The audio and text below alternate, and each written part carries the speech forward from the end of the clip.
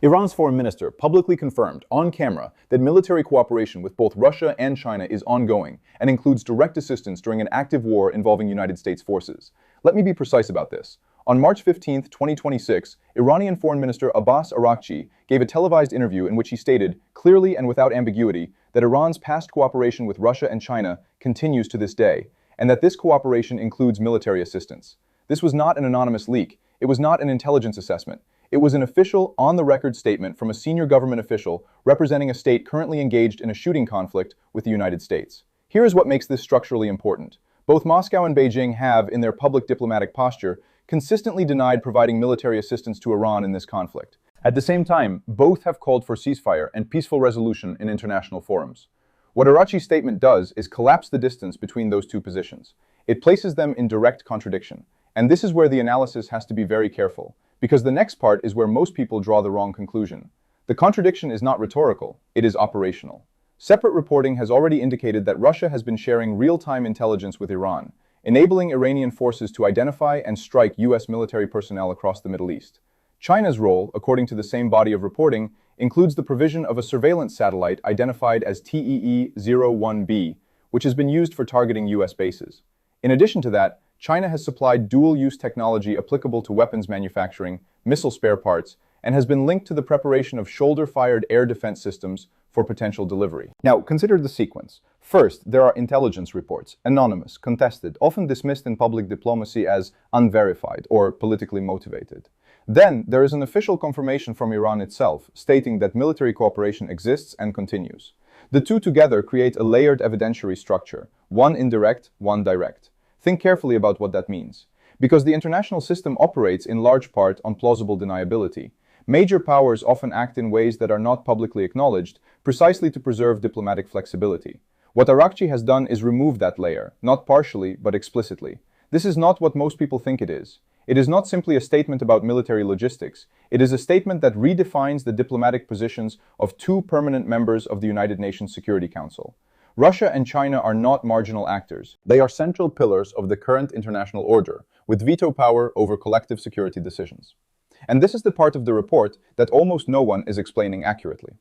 On April 7, both Russia and China vetoed a United Nations Security Council resolution that would have authorized naval escorts to protect shipping in the Strait of Hormuz. Publicly, this veto was framed within the language of de-escalation and opposition to militarization. Both countries presented themselves as neutral actors advocating restraint. Now place that decision alongside Araghchi's statement. On one level, there is a call for de-escalation. On another level, there is confirmed ongoing military cooperation with one of the belligerents. These are not parallel tracks. They intersect. We have seen this exact dynamic before. Not in identical form, but in structure. Major powers maintaining dual positions, one public, one operational, while managing risk exposure in a regional conflict. The difference here is that the operational layer has been publicly acknowledged by the receiving party. That changes the calculation. Here is what the data actually shows. The confirmation from Araghchi has not received the same level of attention in Western media as earlier intelligence-based reporting about Chinese weapons transfers. Analysts have noted that this is, in fact, more significant. The reason is straightforward.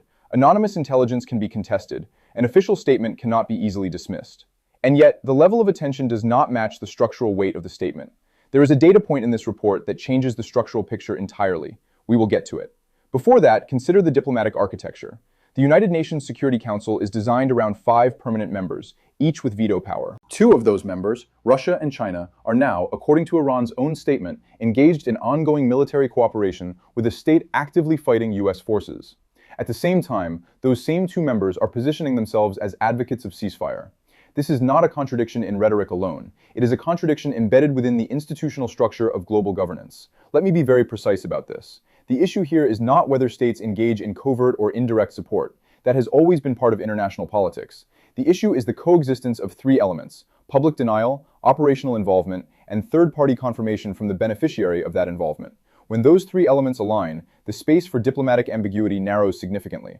And this is where the structural question emerges, because once ambiguity narrows, responses become more constrained. Each actor has fewer options to adjust position without incurring credibility costs. And credibility in international politics is not abstract. It shapes future decisions, alliances, and risk calculations. Ambiguity preserves options. Clarity removes them. That is the principle at work here. Now consider the geographic scope. The The conflict involves U.S. forces across the Middle East. The intelligence sharing attributed to Russia is described as enabling Iranian forces to identify and strike those personnel. The Chinese contributions include surveillance capabilities that extend across the same operational theater. This is not a localized interaction, it is a networked one. And this is the pattern. Not just in this case, in every case where multiple major powers become indirectly involved in a regional conflict, the structure shifts from bilateral confrontation to multi-actor interaction. Each additional actor introduces new variables, new misreadings, new pathways for escalation. Washington reads these reports and statements as evidence of coordinated opposition. Beijing and Moscow, in their public statements, maintain a position of neutrality and de-escalation. Iran presents the relationship as ongoing cooperation.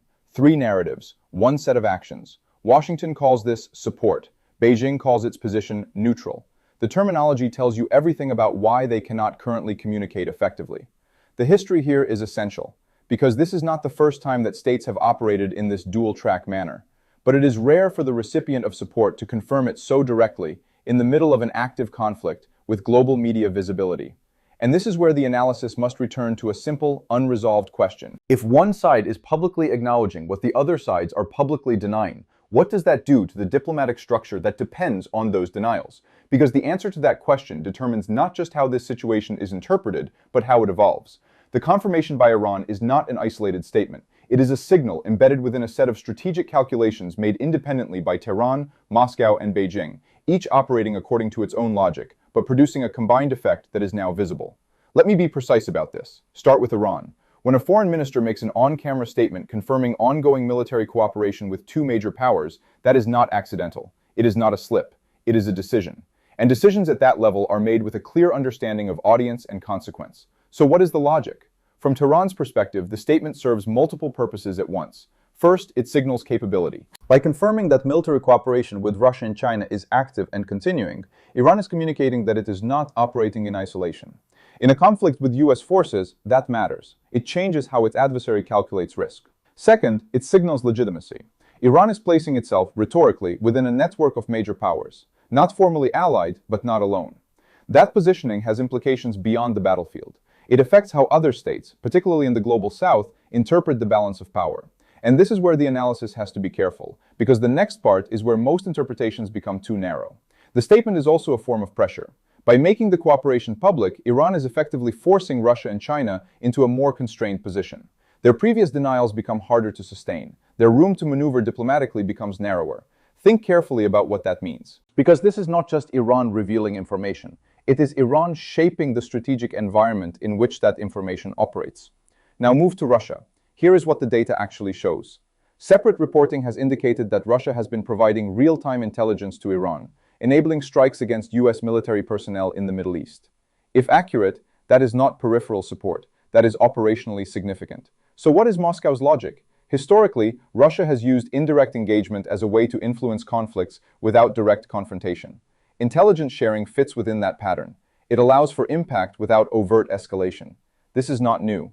During multiple Cold War episodes, intelligence flows shaped outcomes without being publicly acknowledged.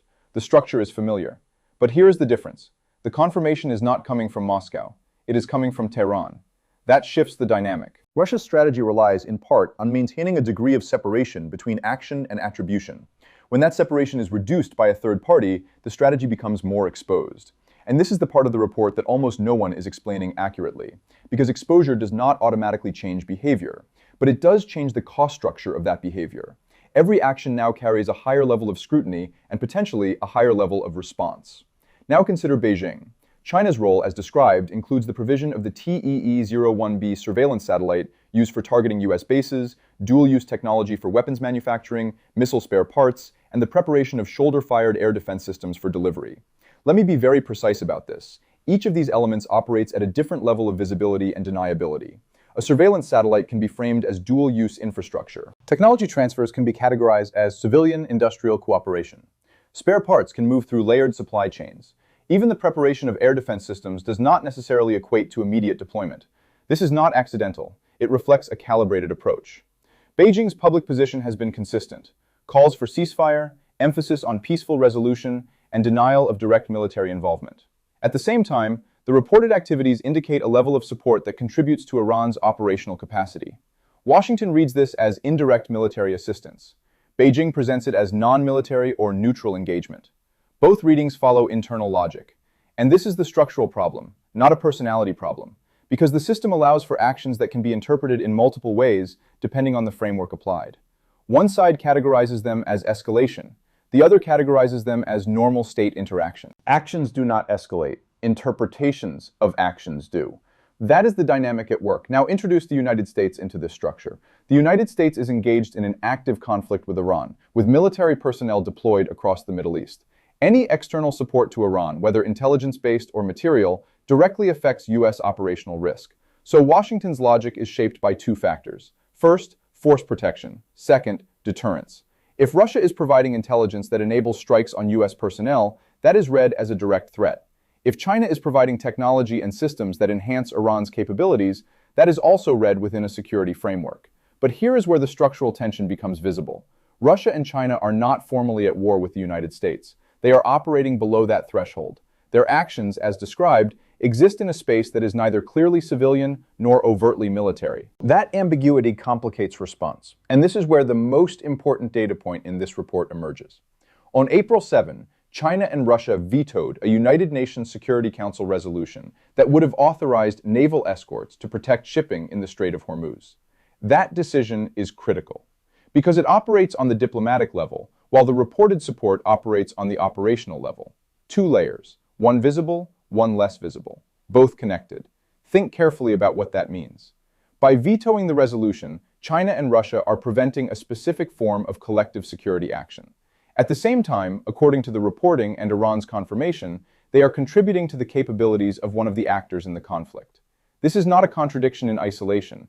It is a coordinated structure of decisions that produce a particular outcome, limitation of collective response, combined with enhancement of one side's operational capacity. We have seen this exact dynamic before. In different regions, under different conditions, major powers have used institutional mechanisms to shape the external environment while simultaneously influencing outcomes on the ground. The combination is what matters. And this is where the analysis must pull back, because each actor is operating rationally within its own framework. Iran is signaling strength and shaping diplomatic pressure. Russia is influencing the battlefield while managing exposure. China is calibrating involvement while maintaining a public position of neutrality.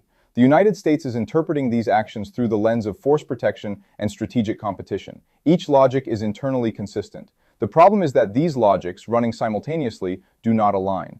They intersect in ways that increase friction. Washington calls this coordinated support against its forces. Beijing calls its actions neutral and its diplomatic position consistent. Moscow operates within a pattern of indirect engagement. Tehran presents the entire structure as ongoing cooperation. Four perspectives, one reality. And this is the pattern. Not just here. In every case where multiple major powers engage in overlapping but not formally aligned strategies, the risk does not come from a single decision. It comes from the interaction of decisions. Let me be very precise about this. No single action described here necessarily produces escalation on its own. Intelligence sharing, technology transfer, diplomatic veto, each can be explained within existing norms. But when combined, they create a cumulative effect. That effect is what matters, because the cumulative effect shapes perception, and perception shapes response. The history here is essential. There are multiple cases where misaligned perceptions, rather than deliberate aggression, produced outcomes that none of the actors initially intended. The structure creates pathways that are difficult to reverse once entered. And this is where the structural consequence demands explanation. If each actor continues to operate according to its current logic, without adjustment, what does the interaction of those logics produce over time? Because the answer to that question is not found in any single statement or decision. It is found in the pattern those decisions create. The confirmation by Iran, when placed alongside the reported actions of Russia and China and the institutional decisions at the United Nations, reveals a system operating under increasing constraint, where each additional decision reduces flexibility rather than preserving it. Let me be precise about this. What we are observing is not a single contradiction, but a layered structure of contradictions that reinforce each other. On one level, Russia and China present themselves as advocates of ceasefire and peaceful resolution. On another level, their actions, as described through intelligence reporting and now confirmed by Iran, contribute to the operational capacity of a state engaged in active conflict with U.S. forces. These two layers are not independent, they interact. And this is where most analysis stops too early. Because identifying contradiction is not sufficient. The question is what the contradiction produces. Here is what the data actually shows. Iran has publicly acknowledged ongoing military cooperation. Russia has been reported to provide real-time intelligence that enables strikes. China has been linked to surveillance, technology transfer, and material support. Both Russia and China have used their veto power to block a specific collective security measure in the Strait of Hormuz. These are discrete facts. When combined, they form a pattern. Think carefully about what that pattern implies. The system is moving toward a condition where actions and stated positions are increasingly misaligned, but still maintained simultaneously. This creates a form of strategic compression. Each actor must sustain its narrative while responding to the consequences of its actions. And this is the part of the report that almost no one is explaining accurately. Because strategic compression does not remain stable indefinitely. It narrows the space for adjustment. It reduces the number of moves available without incurring cost. Let me be very precise about this. Diplomatic systems rely on a degree of flexibility, the ability to reinterpret, recalibrate, and reposition. That flexibility is sustained through ambiguity. When ambiguity is reduced, as it has been here by Iran's confirmation, the system becomes more rigid. Rigid systems are not necessarily unstable, but they are less adaptable. And this is where the structural pull becomes visible. Each actor now faces a narrowing set of choices. Iran has publicly framed its position in a way that ties its operational capacity to external support. That creates expectation, both internally and externally, that such support exists and continues. Russia, having been linked to intelligence sharing, must now manage the exposure of that role while maintaining its broader strategic posture. China, associated with multiple forms of support while presenting itself as neutral, must navigate the increasing difficulty of sustaining that dual position as more information enters the public domain. The United States, facing these combined dynamics, must interpret and respond within a framework that distinguishes between direct confrontation and indirect opposition. 4 sets of constraints, all tightening. Constraint defines strategy more than intention ever does. That is the principle at work. Now consider the institutional dimension. The United Nations Security Council is designed to manage conflict through collective decision-making. The veto power held by permanent members is central to that structure. When 2 of those members block a resolution aimed at protecting shipping in a critical waterway while being linked to support for one side of a related conflict, the institutional mechanism does not disappear, but its function changes. It becomes less about resolution and more about positioning. And this is the pattern. Not just in this case, in any system where institutional authority and operational behavior diverge, the institution continues to exist, but its capacity to shape outcomes is reduced. We have seen this before. In multiple historical cases, international institutions have remained formally intact while their practical influence declined due to the actions of their most powerful members. The structure does not collapse, it shifts. Now return to the regional dimension. The Strait of Hormuz is not a peripheral location. It is a central artery for global energy flows. A resolution to authorize naval escorts in that region carries implications beyond immediate security. Blocking such a resolution while the surrounding conflict continues creates a specific condition: increased reliance on unilateral or ad hoc arrangements rather than collective mechanisms. That shift matters, because it changes how states operate. It alters expectations about coordination, responsibility, and risk sharing. And this is where the Global South is watching closely. States outside the immediate conflict are not passive observers. They are assessing reliability, consistency, and alignment. When major powers present one position publicly and are associated with different actions operationally, those observations inform future alignments, not through statements, through behavior. Let me be very precise about this. The issue is not whether states act in their own interest. That is constant. The issue is how consistently those interests are presented and executed across different levels: diplomatic, operational, institutional. In this case, the levels are diverging, and divergence creates uncertainty. Now consider what a de-escalatory path would require. It would require alignment between stated positions and observable actions. It would require a reduction in the gap between public diplomacy and operational behavior. It would require restoring a level of ambiguity that allows for repositioning without loss of credibility. But here is the structural constraint. Iran's public confirmation has reduced that ambiguity. It has made certain relationships explicit that were previously managed implicitly. Once made explicit, they cannot be easily returned to implicit form. That is the difficulty. Washington calls the reported actions support for its adversary. Beijing maintains a position of neutrality and calls for peace. Moscow operates within a framework of indirect engagement. Tehran frames the entire structure as active cooperation. These positions are not converging. They are stabilizing in parallel. And parallel stability in this context does not mean resolution. It means persistence. There is a tendency to view moments like this as temporary, as phases that will pass. But the structure suggests something different. It suggests a configuration in which multiple actors maintain positions that are internally consistent but externally incompatible. And this is where the final structural observation must be made. Because the question is not whether contradictions exist. They do. The question is whether the system can absorb them without shifting into a different mode of operation. History suggests that systems can absorb contradiction for a period of time, but not indefinitely. The system does not fail suddenly. It adjusts until it cannot. That is where we are.